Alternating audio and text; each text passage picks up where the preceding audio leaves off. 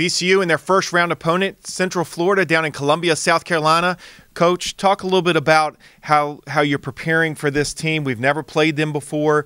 They've got some unique attributes in a 7'6" center, but really their leading scorer is B.J. Taylor at 16 points a game.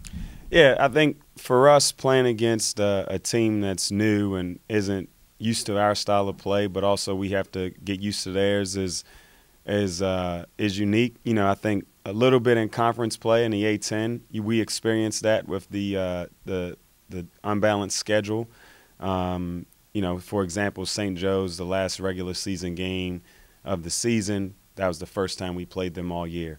Obviously, the excitement behind playing in the NCAA tournament, our guys are really locked in and focused on the details and trying to make sure they have a great understanding of Central Florida. As you mentioned, B.J. Taylor is kind of their guy. He's the thing that makes them go. If anybody's watched them play all year, they know when the game's on the line or there's a big play to be made, the ball's going to be in his hands. So we have to do a great job of containing him as best we can.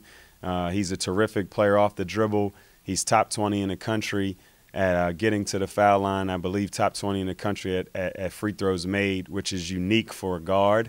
So we're going to have our hands full there, but I think our guys really understand that you really have to contain him, keep him in front, and obviously don't put him on the foul line. With that said, there is a fun player to watch, the center, 7'6" center from Senegal, Taco Fall, and you know he comes in, he's got 77 blocks on the year. How do you prepare for a guy that's so unique? Haven't faced anybody nearly as big as him. Texas is probably the biggest team we faced all year long. So how do we prepare for Taco? I think we got to make sure our guys are aware of him, and there's nothing that we can do to simulate what he does or his effect on the game in practice, but making sure our guys see some film and really hone in on the differences and when to attack him, when not to attack him. For us, we're trying to make sure our guys understand that, yes, we have to be aware of him, but he's not the key to the game. You know, he's a very good player, and like you said, he's unique in what he brings to the game. But we really have to focus in on the game as a whole instead of getting so caught up in the nuances of Taco. VCU and Central Florida had 4 common opponents. VCU went 4-0 against those common opponents. UCF went 3-2. They played Temple twice. Do the players get a little bit of confidence from knowing that they had some common opponents and were able to be more successful against them?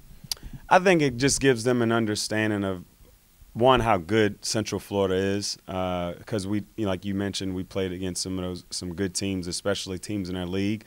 But I think they understand that this time of the year, everybody's going to be playing at their best. Everyone's going to be, attacking each game and each minute when they're out there on the floor. So they know that this is a different time of the year and a different mindset needs to be taken from the regular season.